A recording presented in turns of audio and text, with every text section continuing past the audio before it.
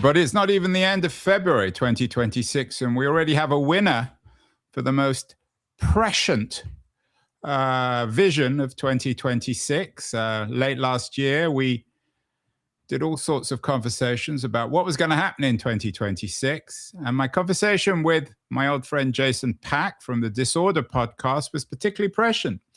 Jason predicted that Mark Carney was the man of the year of 2025 and that Jeffrey Epstein would be, so to speak, the man of the year in 2026. Jason, congratulations, although you may have got it the wrong way around. You talked about Carney as the man of the year for 2025, and you said that before Carney's Davos speech of January. I used slightly different terms, Andrew. I said that Carney would be the orderer of 2025 and 2026, and that Epstein would be the disorderer in chief of 2026, even from beyond the grave. And you know me quite well by now. You know how much I hate being right. So what can I say? I just hate being right. You don't really hate being right, Jason. You're secretly thrilled that you got it right. So let's talk. We haven't talked for a couple of months. Let's talk about the Carney speech. How impressed were you? How important a speech was it? Not just in week to week or month to month issues, but in terms of a broader history of the early part of the 21st century. Is it as significant as some people suggest? Interesting point. I mean, actions, not words, change the world. But as we know from Churchill and FDR, sometimes words are actions. And I think that if Carney's speech is followed up by actions to create an alternative to American extraction hegemony, then yes, it could be one of the more significant turning points in 21st century economic history. There really haven't been many actions to follow it up. So although it was a great nucleus, it would require European powers to say, great, we're establishing this democracy fund, or we're doing something with the European Central Bank to allow certain kinds of payments which are not the SWIFT code system. And if Carney's speech led to those things, then yes, it would be one of the more significant turning points. But heretofore, it was just a really great speech calling a spade, and there has not been much follow-up. And of course, one of the ironies is he gave it at Davos, supposedly the center of the old ordered world. And the fact that I'm not sure what to make of the Davos angle here, given that most people don't much care for Davos or Davos man or the Davos world. That's an important point. I mean, Carney is a Davos man. He was the bank governor of the Bank of England, and he was the governor of the Canadian Central Bank as well. And he's a Davos guy, but he also understands the way in which that system has been constructed around the US dollar, the US import surplus and trade deficit, and the exorbitant privilege that the US has to print more dollars and to suck in wealth from around the world seeking returns in US capital markets. So again, I think that he diagnosed the disease and the mercantilism of Trump, but the solutions have been thin on the ground. I would like to see the conference in Ottawa or Wilton Park here in the UK or elsewhere where they talk about the mega defense industry that they're going to launch without the US, or something like a board of democratic peace, whereby only democratic countries would actually pay money and try to make peace, rather than Trump's board of peace, where the Russians and Qataris are given such a prominent role. You know what I mean? Where are the actions on the other side? Would the Americans be allowed in this, do you think? You were running the show, Jason. I mean, in terms of only accepting money from democratic companies, I was going to say countries, would you let the Yanks in? You're an American in London. You might make yourself unpopular either in the UK or the US, whatever you choose. I think that it would be dependent on good behavior. There needs to be a one-size-fits-all rule, not a rule that the powerful can ignore. And that's the connection to Epstein and Carney, is making rules that are enforced equally to the weak, the powerful, the connected, and the not connected. So maybe America right now would be failing some of the transparency and democratic conditions, but in America in the future would be let in. It's to create those just neutral processes. And back to Carney, I think and hope he will do some things in response to developments in Ukraine, where he's going to say, this is enough of this shambles already. I have spoken with my French and German colleagues, and we put forth this alternative plan. But, again, that hasn't happened here. It'd be interesting, a Canadian-led initiative on Ukraine, bringing the Germans and the French and perhaps the British together to fight the Russians. That would be a first. Jason, I did a show a couple of days ago with Peter Bell. You may know him. He lived in London many years. He was very senior at CNN. I knew him at CNN, at News Corps. He worked everywhere and for everyone, knows everyone. I brought up your thesis that, and this is what I want to talk to you about today, that there's still a kind of ongoing conspiracy in the Anglo-American journalist world about keeping some of the Epstein stuff quiet. And Peter was rather resistant in his own New Zealand understated kind of way, dismissed it. But I know you really believe that there is, if not a formal conspiracy, certainly when it comes to Epstein, there is a degree of accountability in the Anglo-American press. Tell me why. Well, I think there's been a real cover-up, not only in the mainstream Anglo-American press, but in our governments, right? So before we get to the press, I want to point out it was known Mandelson's ties to Epstein.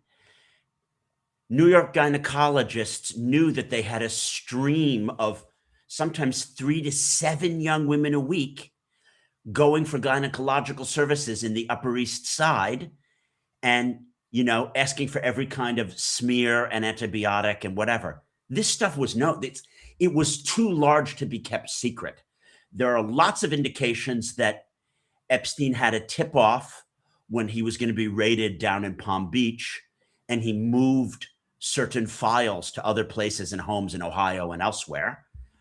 I am not a conspiracist. I don't know how deep this goes, and I can direct the listeners and you to lots of links and articles. But when it gets to the press, New York Post, New York Times, journalists rubbed shoulders with Epstein and Epstein's circle. David Brooks is a great example. Brooks was at his place a lot. And no questions were asked. He knew what was up. No, there's a book on that one. I mean, there's something particularly hypocritical about David Brooks, given that he's made a career out of writing about ethics and doesn't seem to live a particularly ethical life on lots of fronts. And what do you know? He happened to convert to be an evangelical Protestant. The irony, the irony of ironies, right? There was a cover-up because people who were close to this knew, but anyone who was allowed to meet Epstein was then either entrapped, found Epstein charismatic, or wanted to have more access, because it's like, well, I have a charity, and if I can hang out with Epstein more, maybe I can meet the Clintons or the Gates. Or I'm a heterosexual guy who likes to cheat on his wife, and there were many as have come out. Maybe I don't want to rat this guy out. It would be nice to get invited to the party at the island. And of course, we all know now that Musk claimed to have had no involvement, but he was dying to be invited and sending missives demanding. Although the one thing about Musk is I don't think he's married, so I think he can, if he wants to, play around as much as he wants. You said, I'm quoting you, I was going to call you Jeffrey, that you would have sued me for that one. I'm quoting you, Jason. There was a cover-up. That sounds conspiratorial to me. Who's covering up? Is it the government? There was a cover-up, and I am as anti-conspiratorial as anyone. I thought QAnon is a complete hoax. I saw to what I thought is deep-seated anti-Semitism inside the QAnon conspiracy theories. I thought that the anti-vax stuff was the extreme right trying to get racist, white nationalist, neo-populist stuff into the mainstream. And those are conspiracies. And the anti-vax things, as it aligns with RFK, it's a conspiracy. The problem is that just because there are 97 conspiracy theories that are false doesn't mean that there was one actual conspiracy which was true. And we just have to accept that Epstein was doing a lot of illegal things, and those illegal things were connected to powerful people, either in government or adjacent to government, who occasionally gave privileged information in exchange either for bribes or access to. Yeah, and this is sexual Mandelstam, and of activity. course, it's also the former princing Andrew. You know, Andrew was born, I think, 14 days after me. I always used to think that I was named after him, but I think he was named after me. So, although I certainly don't look like him, fortunately. Oh God! I mean, what a or behave, of course, like him. Jason, let me defend the mainstream media because someone needs to defend it. I thought the New York Times, for example, did a wonderful job reporting on back in December, a week before. Yeah, but that's late in the game. This stuff was known 10 years ago. Stop shouting. This is serious stuff. This is not the internet. They did a very good job, The Origins of Jeffrey Epstein, a massively researched piece about how he got his money, how he got his initial connections. It was late in the game, but it's only late in the game that he's become so important. I mean, 10 years ago, no one realized how important he was. Go on. That is a mainstream narrative on this point, and you've put it forward well, and I apologize for shouting. I just felt that for the opportunity of making good radio, I wanted to vociferously disagree and state that it was known in the New York Times journalist circle and Wall Street Journal circle, not just 10 years ago, but 20 years ago that this was going on. Not just Trump's and Clinton's, but random Upper East Side gynecologists who were writing to the New York Post and talking to people. And they didn't run with it then. Some independent journalists have been. Yeah, there's one in Florida. Well, there's a woman in Florida who, again, in retrospect, looks very good on there. But a cover-up is not the most sinister or impossible thing. I am alleging that government officials, be they in the Southern District of New York or in the Florida Attorney General and prosecutorial offices, had cases in front of them. And then they were like, we don't want to go after these powerful people because they're going to lawyer up. It's going to be a scandal. And some of my friends are connected to this. I'm really thrilled to say that last week on my Disorder podcast, I had on Epstein survivor Rena O. And it was a very good. It was your episode 167 last week. Essential listening. Epstein survivor Rena O on getting justice. I know it's had a lot of clicks, a lot of downloads. Essential reading. Go on, Jason. Thank you so much. And then episode 168, I would say, is even more biting. That's Lisa Bloom, who's represented more than 9 Epstein victims. Yeah. How can Epstein's that I'm advertising the show, Jason. How can Epstein's victims get closure with civil rights attorney Lisa Bloom? I am not the one who said that this is a cover-up. I took it from an established lawyer and a survivor and her lawyer-vetted comments. Do you know what I mean? I came up with this idea speaking to people who have lived it, right? And if you listen to Lisa Bloom, she says, it's a cover-up because there were cases on the desk of prosecutors in Florida in like 2003. And what do you know? They didn't try them. They didn't follow them up. There were tip-offs to journalists, both in New York and Florida, in the early 2000s. I could say that you don't have to be super conspiratorial. It's not that the CIA told people to not, pursue this. It's just that, those are powerful billionaires. We don't want to go after them. It's a pain in the ass. And you and I should call a spade and say too much wealth and power and privilege has accrued to too narrow a tranche of, for lack of a better term, global elites. And then they're able to cow many journalists and prosecutors into silence. How much, Jason, of this story is currently unknown? How many more shoes, in your view, are there to fall here? I mean, we know that Andrew, the former Prince Andrew, is guilty. I mean, he's clearly going nowhere. Maxwell's in jail. What else isn't known here, in your view? I mean, obviously, if it's not known, you probably don't know it. But in your sense, when it comes to the information about what the crimes that Epstein committed, are there still many that are uncovered? Yes. So you're right. I'm not an expert. I would like to direct people to Bobby Capucci and his podcast, Jeffrey Epstein, The Cover Up Chronicle. Oh, I'm going to put that up. Jeffrey Capucci. According to statistics, the average person walks past. No, sorry, Bobby Capucci. Oh, Bobby Capucci. Bobby Capucci. And he's got a brother probably called Jeffrey. I would also direct Epstein, and he has a show called The Epstein Chronicles. Ooh. Yeah. I would also like to direct people to the just very general overviews, such as Vox Media's Today Explained, What is Unknown About Epstein, which is with absolutely mainstream journalists.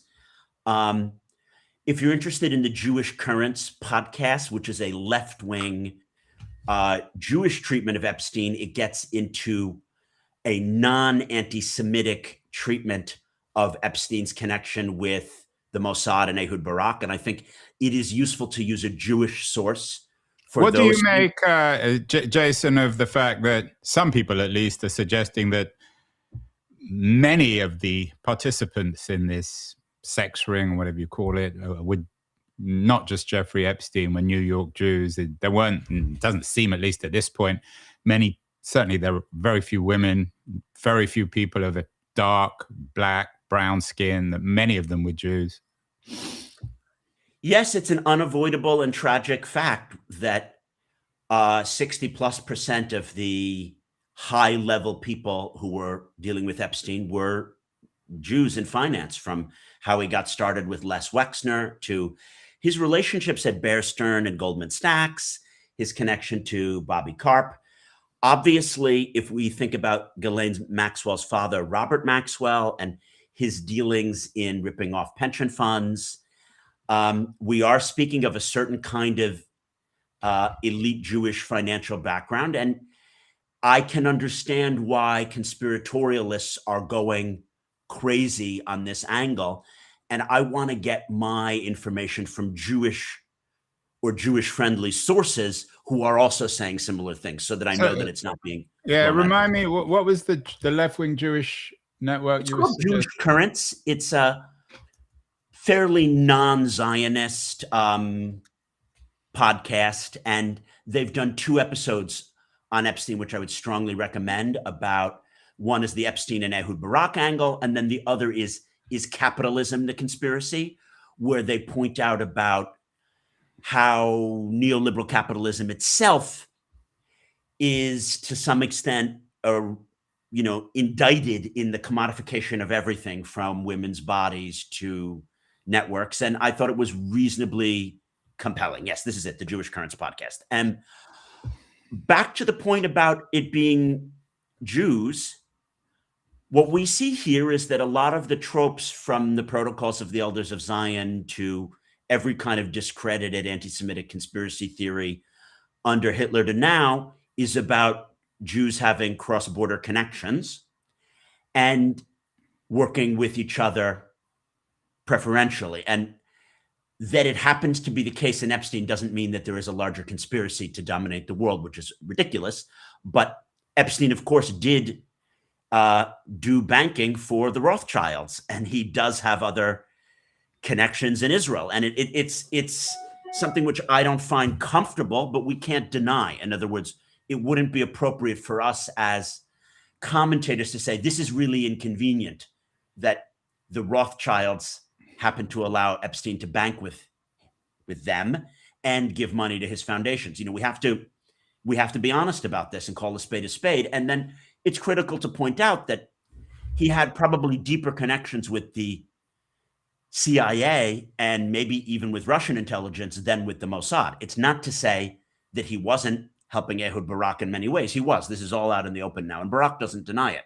But he wasn't a Mossad agent. It's that the whole thing stinks and reeks to high heaven. And again, as someone who's non-conspiratorial, we still need to say that when this could have been known 15 years ago, it wasn't in any powerful person's interest for it all to come out. And Biden could have brought out all these files, but he probably didn't want to, because Bill Clinton and others of the top Democratic brass are impugned in them. So it just was covered up. Yeah, and I wonder whether, I mean, we all know the criminality. You've covered that with some of your shows with survivors and with the one of the attorneys representing those survivors. But I wonder whether the most damning aspect of this whole Epstein thing is the stuff kind of on the boundaries of law and disorder, to borrow words from your podcast. The emails, for example, from Epstein to Woody Allen and his wife, and Leon Botstein, a university president, about how this world operates. It's all favors. You scratch my back, I'll scratch yours. It suggests something really rotten, Jason, doesn't it, about the world that we live in, this globalized world? It sickens me. I was on vacation last week in Barcelona. Twice I woke up at like 3 or 4 a.m. with a nightmare about Epstein, because I grew up in a central Jersey in the 1980s where I thought that the world mostly ran on reasonable principles. And to find out that Noam Chomsky and Leon Black, that these guys were busy trading favors for for intros to what is worse than bunga bunga parties. I mean, whatever you might think about Silvio Berlusconi, this is so much worse. And when you peel back the curtain, I don't know. I feel like we've all lost a lot of naivete, those of us who, are willing to really face what this all means. Yeah, it's interesting. You wake up at 3 a.m. with Epstein nightmares. Peter Bale said that he wakes up every morning at 3 a.m. With Trump nightmares. How bound up is the narrative on Epstein and Trump? You're not a great friend of Trump or MAGA. Leaving alone Trump's own tangled relations with Epstein, which are so complex and will take years to work out, how symbolic is the MAGA age with the Epstein age? Or how bound up are they together? Are they in parallel or are they linked? I love how you've worded that. They are fundamentally bound at the hip, because the Trump age is a conspiratorial age and a backlash against global wealth inequality, the lack of transparency, and the political change in the wake of the collapse of the Berlin Wall and the Soviet Union. And Epstein's heyday has coincided with that. From about 1991 until when he was killed in 2019, it would seem that wealth inequality has increased every year, and global elites have accrued more and more power, leaving behind their national boundaries and moral codes. And that framing, I would have said, is too conspiratorial. But Trump has come to power despite being exactly one of those elites who's benefited from those networks, by saying he's the one who is going to tackle those networks and fight up for the common man, which you and I both know that he isn't. He has decreased taxes on the wealthy and hasn't really been a friend of women seeking justice. But ironically, it is this outrage and this vengeance on the loss of manufacturing and coal worker jobs and on just overall injustice, which has brought him to power. So Epstein facilitated the rise of Trump. And vice versa, I guess, in a way. I mean, it's a different read on Fukuyama's notion of the end of history. And I wonder, in terms of Trump, I mean, his model, his argument for having power is his connectivity, the fact that he's the heart of this Trumpian political, economic, cultural web. So on the one hand, he's his political appeal is as a kind of legal version of Epstein, of getting stuff done. I mean, whatever one says about Epstein, I mean, millions of emails. He certainly got stuff done. I'm not quite sure how he had time in the day. Clearly, like Trump, he probably didn't sleep. I mean, I'm astounded that he not only sent 6 million emails with bad punctuation, but there are probably secret files. I mentioned Bobby Capucci. He had hard drives of other files on other emails. And who knows how many millions of documents and illicit child pornography are on those things, right? When did he have the time for all of this? And this is without the phone as well. I mean, when he really wanted to talk dirty or evil, or he went on the phone. I don't have a wife, but I would struggle to have a wife and one mistress. Could you imagine a man who had 1,000 mistresses? Who has time for any of this?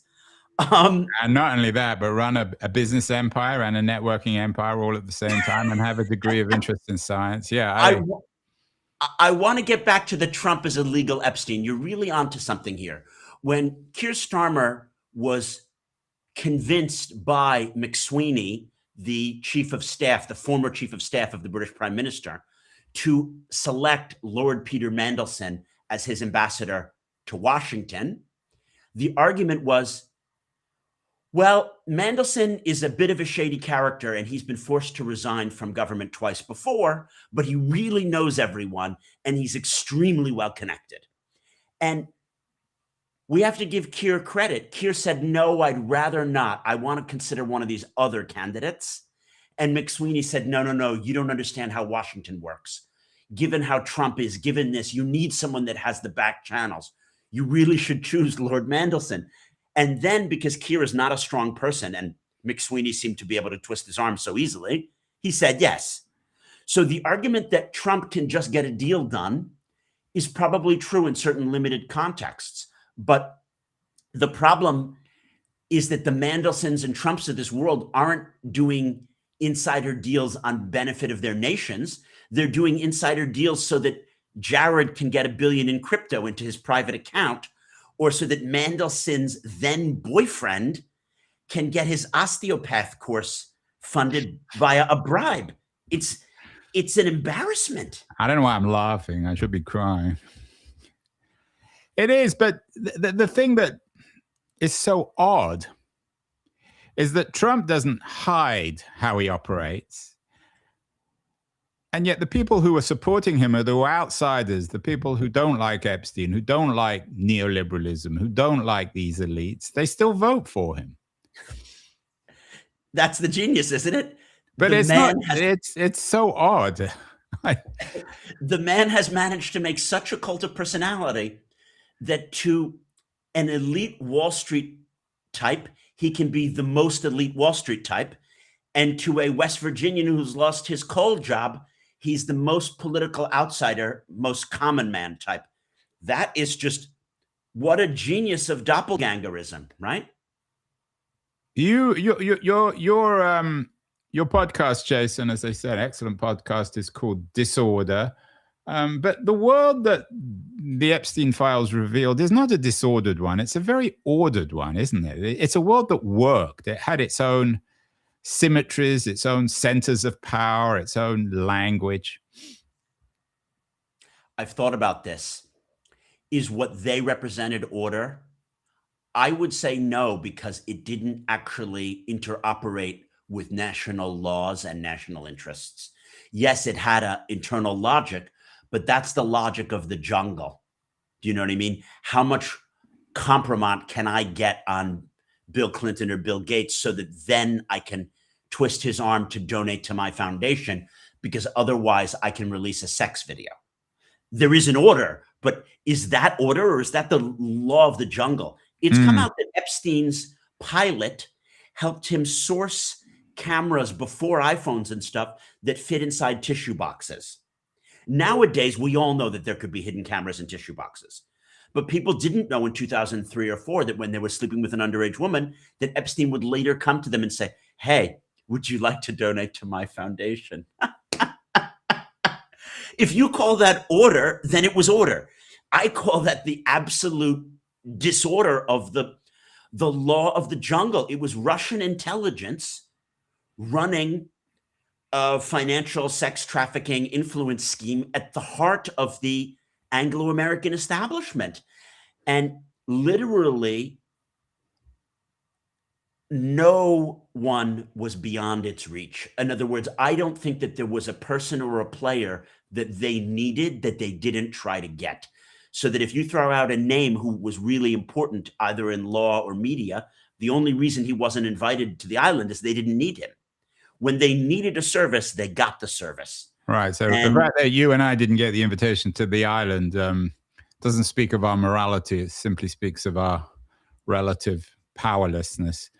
I'm a nobody relative to these people. These were the people who fly on private jets and have hundreds of millions and billions and do everything. You know, we're such small time. We are. We're very small time, but we can still talk about it, Jason. Does this offer an alternative? Implicit in some of your critiques, I think, is support for, and I know you got to run in a minute, a couple more questions.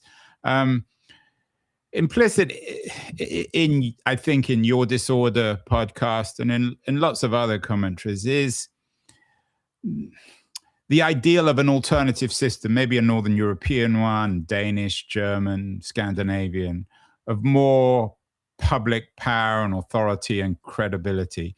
Is this the final nail in the coffin of the neoliberal order, where the state became increasingly distant and where charities replace the state in terms of making the world a better place?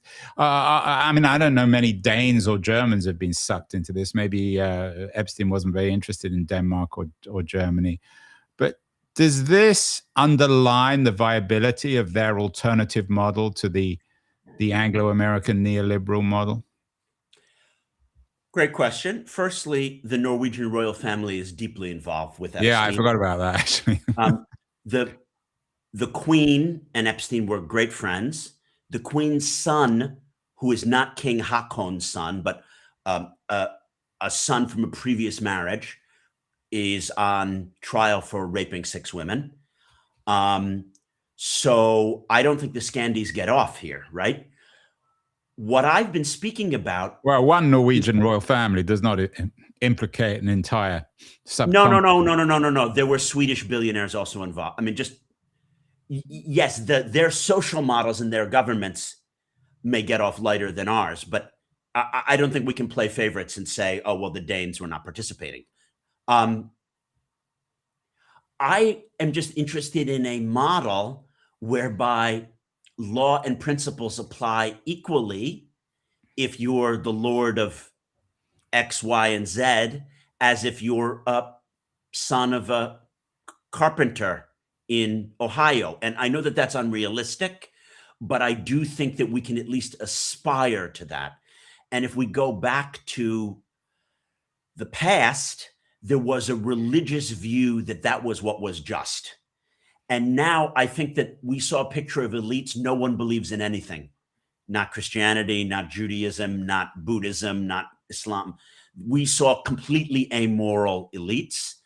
And that's why they didn't think, if I do this thing, I'm going to have to pay justice in the next life or whatever. They didn't have a moral compunction about harming more and more young women or stealing more and more pensioners' money or screwing the British exchequer. So that really worries me. And the order that I want is one where trust is restored. And now I'm pivoting to Scandinavia. I think that the Scandinavians have done a good job of maintaining social trust. So yes, there've been some bad apples, and the royals in Norway will probably suffer and get thrown out, or like the former Prince Andrew, go to jail.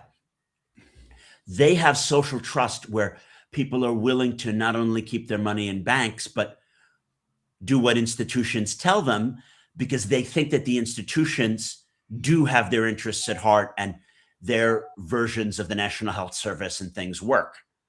And we don't have that in the Anglo-American world right now. People don't think that the NHS or your Obamacare or whatever is really using your dollars effectively, or you can just trust the police. I was burgled recently. Do you actually think that the police in North In London are Hampstead going to Garden. I didn't know you had burglars, Jason, in Hampstead Garden suburb. No, it's very depressing. But I want to be a high trust person who thinks these lovely police officers that I trust are going to help get my stolen stuff back. But the reality that we know is they're not going to do anything. And this is all tied into the Epstein problem. Is that Well, you can't blame Jeffrey Epstein for the fact that your house in Hampstead Garden suburb was burgled, can you? No, but I'm saying it's all part of a low trust problem. We have so much crime and a lack of public services. Whereas I think if you would compare it to Scandinavia, what they have that we don't is health services and police that may work. And people are not as terrified that you'll call the person in charge and they won't even do anything for you. And Epstein has showed this. Women called the police and people tipped off things, and the people who were responsible for helping them did nothing. Yeah, and that's the BBC reports that many of Epstein's victims, or most of Epstein's victims, in spite of all the millions of documents they say they're no closer to justice, it is particularly, I mean, sometimes one jokes about some of this stuff, but it is particularly gross and disgusting. Finally, one last thought. I know you got to run, Jason. We can think of Epstein as this climax, moral climax or immoral climax of the crisis of neoliberalism. But I wonder whether it could conceivably still be one of the minor quakes before the big one. And that will come with some sort of massive crypto meltdown or some other major financial crisis that will affect all of us. Because for whatever we say about Epstein, I mean, it's clearly a catastrophe for the women who were raped by Epstein. But most of us are just titillated by this. It hasn't actually affected it. Is it conceivable? Final comment, Jason, and we'll talk about this over the year. Is it conceivable that this is still a relatively small tremor before the big one when it comes to a moral and economic, legal, political crisis of neoliberal capitalism? Sure, I agree with that analysis. Epstein isn't going to bring down neoliberal capitalism, but AI making 5 families wealthier than the rest of the world put together would, or crypto all of a sudden going to zero and, 200,000 or 300,000 people realize that their life savings are gone. Yes, we could have a huge financial crisis connected to either AI or crypto. And yeah, the Epstein just is important for taking away the dimension that, the institutions and the elites are working on our behalf.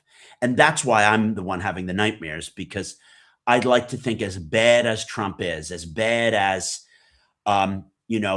those bankers who gave out those subprime mortgages for their higher bonuses are. But there are so many good intentioned people who are trying to make sure that we're all safe. And I've had to face that. No, I think actually a lot of people were involved in this cover up.